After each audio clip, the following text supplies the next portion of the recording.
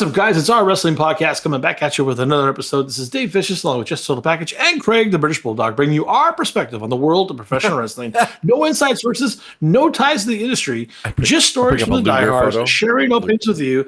Today's topic, WCW 1995.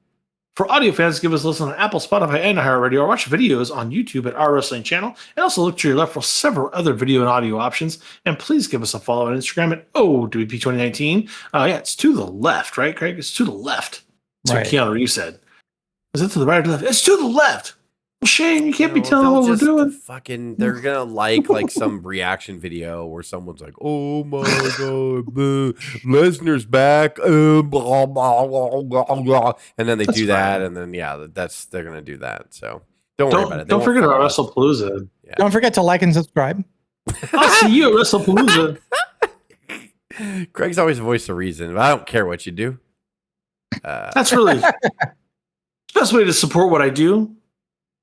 Mowing out. I hope you're having the best day of your life. You wake up for work and you're like, it's a beautiful day. And you skip around, you say hi to your family, and it's the greatest interaction. You have the best breakfast or whatever. And then you walk outside to go to your car to commute to work, and you step in a fucking mud puddle and it just splatters all over you. That's what I hope. That's what I really want.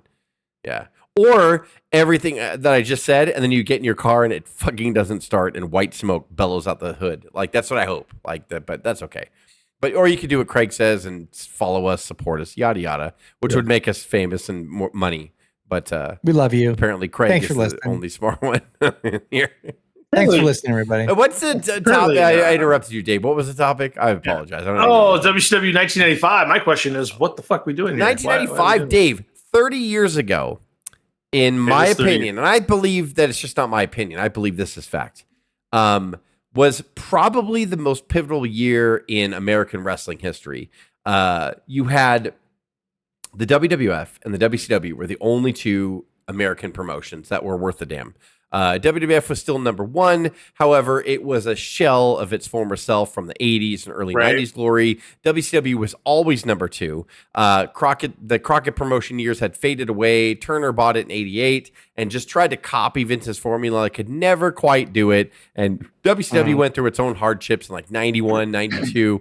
So here we are in 1995. And creatively, I will say, this is the worst year in American wrestling like history. Creatively, what we saw on the screen. But what I love about 1995 is behind the scenes, the moves that both companies were doing would greatly influence everything that came in the late 90s, and that would develop into the Monday Night Wars and everything. And actually, the Monday Night Wars start this year, and we're doing WCW, which I'm glad we wanted to do this. We are doing a WWF 1995, which will release at a later time, right after this one. Whenever we decide to air this one, it will release as well. And it's a tale of two stories. You have a story of the WWF 1995, which is pure shit. And like they were just struggling and they were just, creatively it was so bad. Then you had the story of WCW, which we're going to get into right now, which creatively was also shitty. However, there was a method behind Bischoff's madness, and the strategic stuff that they did behind the scenes in WCW 95 absolutely set them up for the success in 96 and the early domination of the Monday Night Wars in 97 and 98 that they would enjoy. Right. So this is a very pivotal year in WCW history. And again, separate episode in WWF history, but this is one of WCW's most important years in my opinion. Right. This is a big deal. It was 30 fucking years ago. 30 years ago, we saw the beginning of the Monday Night Wars. 30 years ago. And the start of that is it's late 95, right? But the launch of WCW Monday Nitro was September 4th of that year. By the way, that was a game-changing format. It was a live format. Unpredictable, big surprises. Lex jumped ship from WWF to WCW on their first episode of Nitro while he was still technically under contract. And the biggest one was WCW started playing dirty right away, right at the beginning of their live event. Don't bother going to Raw. We're going to tell you all the results because Raw was taped. So the original concept of Raw in 1993 was live and raw. But then when budget started to hit and the wrestling kind of recession of the early 90s in America hit, and they went to tape. they had to start taping stuff. So they would do a live episode of Raw, and then right after that, they would do a taped episode of Raw, which would air the next week. So they were only doing 2 live Raws a month, sometimes less. And so when WCW started, Bischoff's deal with Ted Turner, because WCW was starting to turn a profit for the first time in 1995. It never had turned a profit under Turner, and Bischoff was the guy. And so Turner's like, all right, you're right there on the cusp. What do we have to do? And he's like, I don't know, like, let's do a show, go up against Monday Night Raw. And Turner's like, done. I'll put it on TNT. Yeah. And Bischoff's like, shit, we actually do this now. Now we have to do it. So Bischoff's whole thing was like, we are going to be live every week. And to my knowledge, they might have had a preempted Nitro. Unlike the dog show with USA and Raw, Nitro did live every week. I want to say they were live, except when they did a foreign show, every fucking week until they died in 2001. I want to say Nitro was. I don't think they had any TNT sports at this point. NBA, it never really interfered. But yeah, it was right. If they did preempt it, it was still live on a different day. Like they were always live. Like they were always live. So that I will say that about Nitro is they were always live. Go ahead, Dave. Sorry, and we have a big year to cover. Well, yeah, big year to cover, but you're gonna hear some shit. Let's talk about Hulk Hogan versus the Dungeon of Doom. Oh, okay. Good Hogan night, guys. remaining See you later. WCW star. Yeah, thanks for coming. Hit the outro. Hogan was starting to get booed by adult fans at this point. He faced a rotating cast of over-the-top heels from the Dungeon of Doom. This included Kevin Sullivan, the Giant, Kamala, can't believe he was still around, Zodiac, Shark, and others. Dave, you could say that about the entire roster in WCW. If you read it from top to bottom, you could say, "Oh fuck, I can't believe he's still around. Oh, I can't believe he's still around. Oh fuck, I can't believe he's still around." Like it's like there's everybody: the Boss Man, Kamala, Hogan, Savage, like all of them. Oh, well, they're still doing it. Oh. The feud, you're gonna love this. At Climax at Halloween Havoc in '95, Hogan fought the Giant in a monster truck sumo match on the roof. I climaxed as well. That was a real thing. The Giant fell off the roof, but apparently he was totally fine later. Never seen him again. It was wildly ridiculous. Jimmy Hart actually turned on Hogan, aligning with the Dungeon. Guess what? That still didn't stop the Hogan booze, by the way. Just that didn't work. Well, he had the belt for most of the year, and he spent it. It was just pure Terry fashion running. Yeah, through the and I don't even, Dave, I don't even know if I get to this in the notes. Is there anything about the earlier year, like in the beginning of '95, like? The Hulk Express was fizzing out, and it was hot in '94 because it was Hogan and Flair and all that. But then after everybody saw, it's the same shit from WWF. That's all you're going to do. He had a feud with Vader, and he had a chance at that time at Super Bowl in February to turn things around with Vader. And he didn't do it because he didn't trust Vader. So all their matches ended in DQs, all of it. But they were stiff. They were decent matches. They weren't terrible. And I'm like, God, if Hulk would have just fucking let his guard down a little bit and let Vader be that monster that he was used to. The problem is Hulk was used to coming from Monster Factory, where he eventually vanquished all those monsters. The wrestling experts like Meltzer and all them are like, oh, the Hulk experiment's a failure. I'm like, no, it's not. He got recognized on the national level. He stopped people from changing the channel, at least going, oh, Hogan's here. You know, like even if you booed Hogan, you would still watch him. If you booed him, you'd still be like, oh, Hulk's on, I'm going to watch. And so Bischoff's like, while we do that, we're going to develop a live show that debuted, to Dave's point, in September of Monday Nitro, and then we're going to go head to head.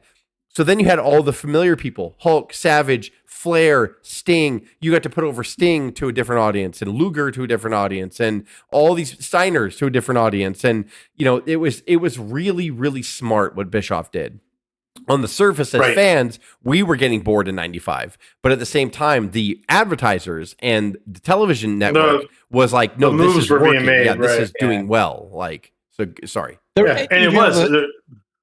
Even though the first Nitro was at the Mall of America, their production was really great. Even moving forward from that and their PLEs and stuff, like WWE at that point, like it's still kind of very smoky and very tied in.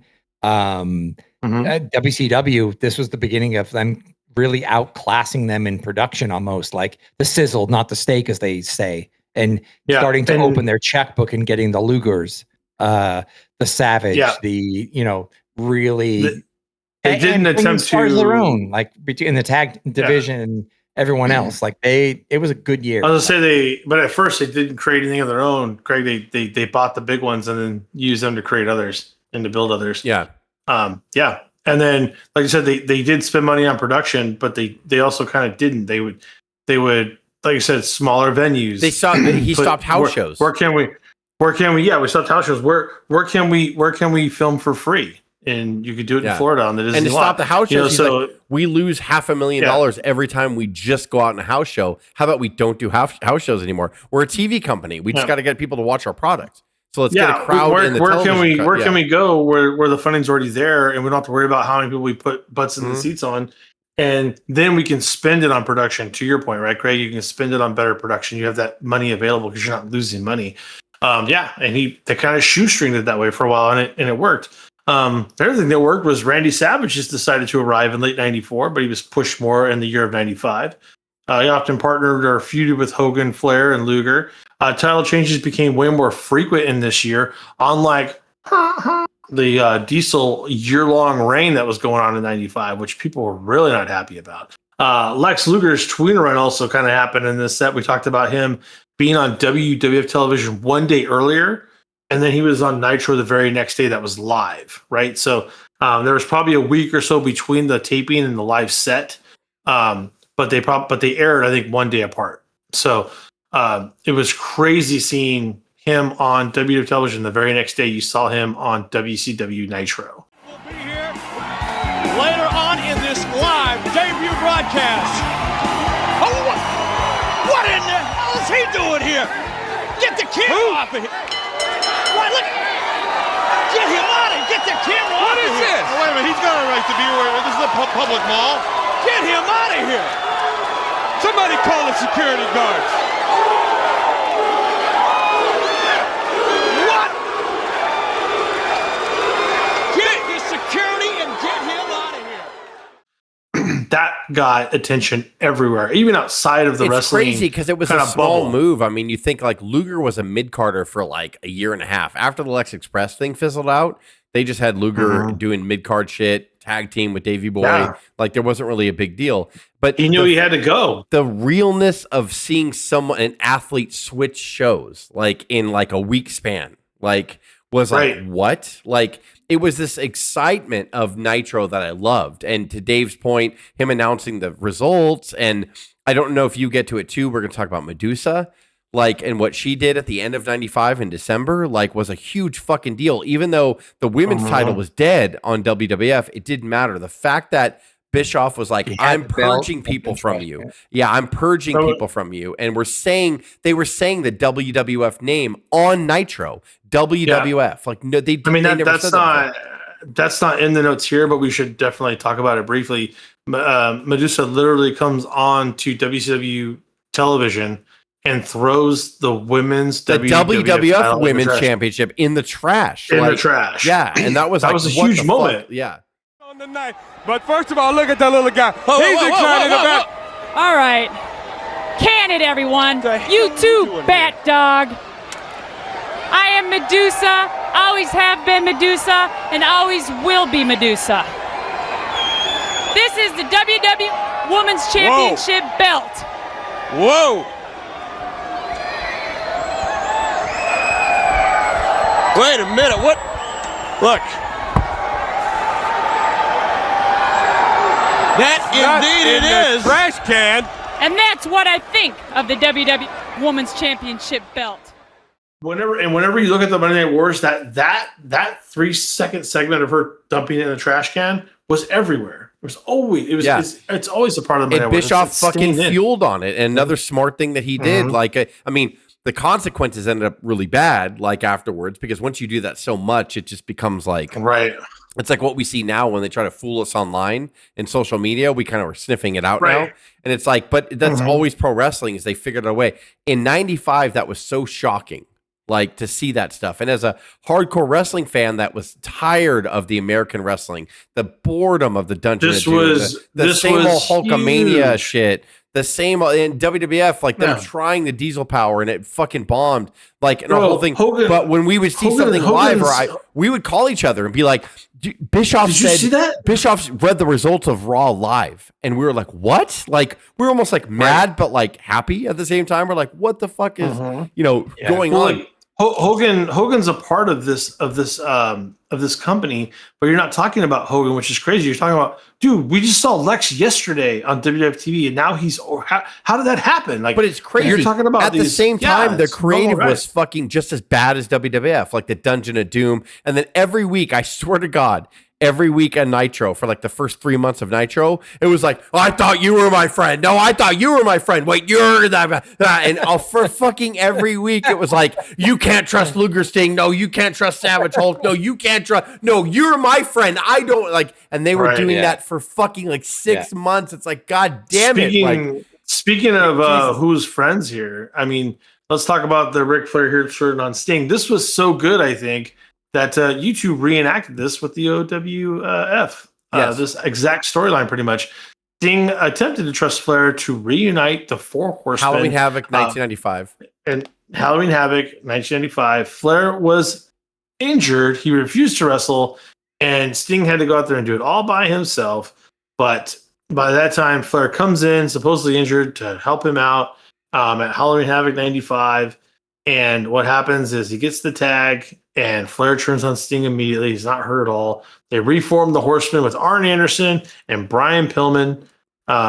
Just crazy, crazy stuff. It's like it's going to happen, but you can't wait to see how it's going to happen. And this was 1 month after the first ever Flair and Anderson match happened at Fall Brawl, which we reviewed.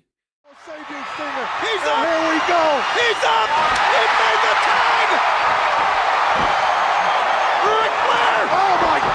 What the hell? He hit Sting! It was a plan! It was set up! Oh, let's sit back and watch this! And look at Sting! Sting he said if Flair double-crossed him, he'd be a dead man. That's what he said if Flair double-crossed him. Sting is fighting for all he's worth! So like they swerved everybody, and then Brian Pillman. This was the first that Brian Pillman kind of became a heel, and he became part of the Horsemen. The loose cannon Brian Pillman was quickly developed shortly after this, and then he would leave and go to ECW, and then ultimately the WWF. These are the building blocks, Greg. Yeah. I mean, at the end of the day, it's all shit on the surface, but what we're not seeing is we're seeing a foundation that's being laid here. Yeah, my taste in my mouth of 95 is it's like the taste of shit in my mouth. However, when I talk about the internal moves that WCW did here, there's no surprise that in 96, we'll be talking about them dominating. Mm-hmm. It's crazy. He's just opening the checkbook. They have WWEF has Diesel, Michaels, Brett, Hart. I mean, you've got on the other side, regardless of whether they're using them correctly, and the creative's not good, and inmates are kind of running the asylum, and that almost didn't change. But you've got Hogan, Flair, Savage, Luger. I mean, no, that's so funny that you say that, Craig. I remember in live time when Joe and I would talk in 95 about wrestling. I'm like, look, they're older, but I was like, if you look at it on paper, you're seeing Diesel, Mabel, Tatanka, Luger, which kind of is a big name from WCW. But then like at the end of the year, you were looking at Hogan, Savage, Flair, Luger, the Road Warriors, the Steiner Brothers, Sting. Like, and you were like, dude, there's no name-wise, there's no comparison. Like, even though Vince was the big thing, Shawn was just started singles wrestling in 92.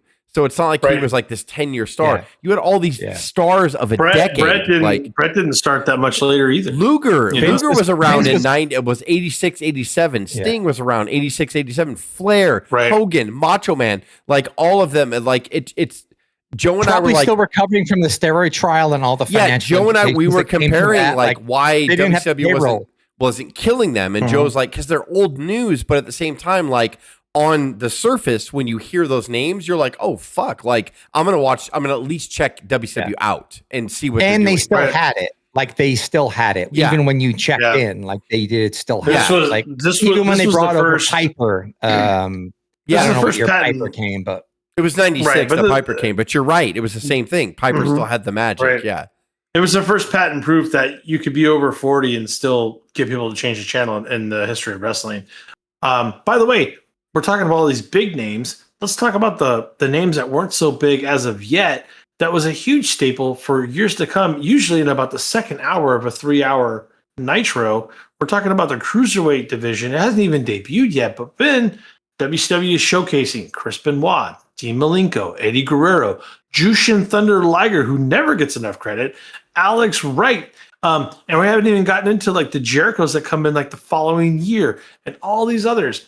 The Cruiserweight division for WCW is which another started in late building block that '95 started with Malenko. late I believe. 95. Yeah, it started late '95, but they Man had of 1,000 holds. Man. They had Benoit in late '95. They had Eddie Guerrero. That's when they brought all them over.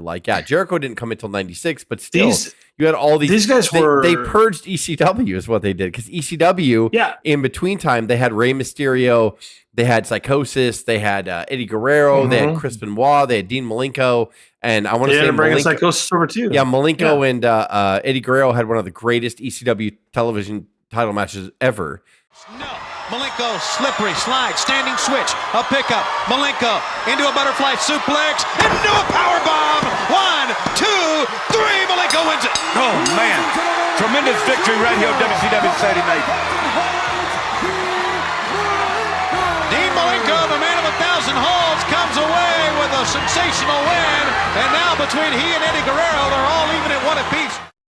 First real risk for Bischoff going head to head with them went on a wounded animal. WWF was a wounded animal at this point, and a lot of it self-inflicted too. But and '96 is when it started to really cook. But this, Bash of the Beach, third man is revealed. All that stuff. You've got the guys at Hogan and Vader in the beginning of this year. They were still at that kind of NWA kind of feel, and then towards the end, and Nitro, and you got Luger with that silly shirt coming out. Like all the tables were set. Silly really. Remember that fashion that was the no collar shirt. It was the no collar dress shirts. It was like when they had no collar. It looked like Terror Rising's wardrobe that they found back. That's hilarious. And just kind of alluded to this. This is the end of '95. WCW Starrcade USA versus Japan. It was held in December. It's their final pay-per-view, not PLE. WCW versus New Japan Pro Wrestling, and included the top Japanese talents like Kensuke Sasaki, Masashiro Chono, and Koji Kanemoto. Would you say this is a forbidden door, David? I was just going to say that. Like, it's really weird. WCW did the Forbidden Door first. Yeah. And on top of that, they won, and WCW wins that. We're reading this now, but let me be clear. Like, in the time, even though WCW would always bring New Japan over, it was hard for us as American fans to really buy into them because they were here for a limited time and then they would leave. And so Muda got over because he was TV champion and they had him for a limited time in '89. And Muda's Muda. Yeah, I mean, Muda was Muda, but on top of that, the thing is the creative of the Dungeon of Doom was still shitty, leading up to it. And then you did have Nitro. The excitement of Nitro just challenging the WWF was the point. I'm not saying that all these early Nitros were riveting, because they were not. A lot of them were shit. No, a lot of them were just really shitty. It's in a mall next to Hulk Hogan's Pastamania. But not even that, Craig. But even forward, Bischoff said the first Nitros, they were only getting 4,000 people. They were cutting off sections of the arena and being careful not to film to the right too much because you're going to get all these empty seats. This was not, I want to really stress that the creative on the TV is what draws the fans and the casuals and all that stuff. And they were still very bland coming in. And even though they did a pay-per-view with New Japan, nobody knew who they were. Nobody knew these Japanese wrestlers. But we as fans were tired of WWF, so we went over. This was a repair situation for Bischoff to repair that relationship to get things building. What I want to stress, again, these are building blocks, right? So it sounds great on its face today, but in '95, you're right, it meant shit. Yeah, we didn't know. Exactly. We didn't know, except for what they were building for the future. Yes. We didn't know what you saw on television was always. Who knew Eddie Guerrero in 1995? Nobody knew the fuck Eddie Guerrero was in '95. Dean Malenko. We only knew Eddie Guerrero when you watched when you read Pro Wrestling Illustrated, when they had that I can't remember what event it was. Him and he was in the American tights and he was doing a USA gimmick. Oh, jeez. Really? Who's his tag team partner that died? But Oh that my was God! the first time I was ever. Art Barr? Wasn't Art Barr? Was it? No. Art Barr. That's it was Art Barr. Okay, exactly who it was. He was the juicer. It was like he was these the fake juicer Americans. in WCW. Yeah. You just fucking pulled out of your ass. Wow. That's the first time I ever heard of Eddie Guerrero. Yes. Before I forgot that was the reference. To be fair. I don't think it was a AAA event. So I want to put it in perspective as we end this, and then we're going to eventually go into the WWF 1995. I don't want to, because people are like going to hear this and go, "Well, WCW must have been fucking killing them in '95." No, they were not. They were not. When you start introducing all these you're hearing big names like Eddie Guerrero and Dean Malenko, as we know they weren't later. Big in '95. They were not big at all. Nobody knew who they were in America, and so this was a big year. But it's funny. Yeah, behind the scenes, this is a completely different promotion than what WWF gave us in '95. WWF is still trying to hold us. In hindsight, Jess, this is like the smartest shit. This is the smartest. This might be. WCW. I would say, I feel that '97 was the biggest year in WWF history because, again, you could see what's on television and be like boring. Mm-hmm. But when you in '97, they're building the Heel Heart Foundation, Steve Austin, DX, all that stuff gets built. But that's all getting built, and it doesn't. They don't beat WCW until April of '98, but it takes a while to build everything. This was that year for WCW. '95 was that year to build, and then NWO was still such a fucking far cry from what they were doing. It was but this built. Bischoff built different divisions. This is them undisciplined. It's an undisciplined year, but merging. But Bischoff was. He is a snake oil salesman. I will say that till my dying day. But at the same time, Bischoff was the only one that's it's production. I'm telling you, it's production and international sales and everything. And this is how I'm going to do it. Right. And he was so fucking smart here. Bischoff was so incredibly smart. He deserves all his flowers and his critique, but Bischoff deserves tons of flowers for this year. Tons. We will eventually do 97, but we are definitely going to do 95 WWF because Jesus Christ. Because you're gonna shit all over it. It's bad. It's really bad. It's really bad. And it's really bad. And to be clear, before we end this, WCW 95 was garbage a lot. There was a lot of 95 stuff where I'm uncensored 95. Come on. Uncensored was so bad. It was so bad. There were some of the worst WCW pay-per-views ever in 95. To be clear. Halloween Havoc 95 and Uncensored 95 are two of the ones that stand out to me that I'm they were fucking trash. But the moves that Bischoff was making and the end of 95 was groundbreaking for WCW. It's like that head coach for college that comes in right at the end and he's recruiting all his players, but he can't play them yet. He's gotta wait. Play him yet, bro. You know what I mean? It's I got to deal with this shit. Give me a year. Yeah. Give me a year of recruitment. So that's why I did this episode, because it was 30 years ago. And this is, to me, as far as the Monday Night Wars are concerned, it started in 95. A lot of people think it started kind of a little bit later after the NWO. Then Austin got going. So, nope. When Nitro launched in 1995 in September, it started that day. Monday Night Wars. So, Craig, I just went on the record that I really tried to get us out of WWF 95. I really did try. No, you will not succeed. We love it. I did my best. But you did inspire me. I will do a 97 WCW. I think we should do 97. Yeah, I think we should do building blocks. Building block years of wrestling would be really cool for certain federations. That'd be very. I actually more prefer the shittiest years of wrestling ever. So I love it. I love it. I love Dungeon Doom and Hogan. It was so bad. It was so good. When they're in a building block year, you're going to get a lot of shit. It kind of everything kind of works out. So for you think fans, this shit is boring? Try living through 95 WWF with two shows. I say this all the time, Craig. You hear me say this all the time. When people are like, "Oh, WWF, they're not as good as they were with the Bloodline storyline," I'm like, "You didn't live through King Mabel. Until you lived through King Mabel and the reign of Diesel as champion, shut the fuck up. Until you lived through the Dungeon of Doom, shut the fuck up. You have no idea." This guy was your champion. Yeah, I'm really insulted you talking about my favorite wrestler like that. Until you have to watch Bret Hart in August of 1995, regulated to take on Isaac Yankem on a pay-per-view, you shut the fuck up. Shut the fuck up. That guy was good. That guy was good. I don't know why you're so mad. For audio fans, give us an No. Apple, Spotify, and iHeartRadio. Or for video, check us out on YouTube on our wrestling channel. Pierre stole Bret Hart's jacket. That was a feud. It was. Hey, In we're still in 1995. shoes now, Jess. Step it up. We're still In in 19 yeah, multiple pairs oh of my shoes. god, I didn't That's even a fucking, valid point. I didn't even fucking think about that. Oh my god.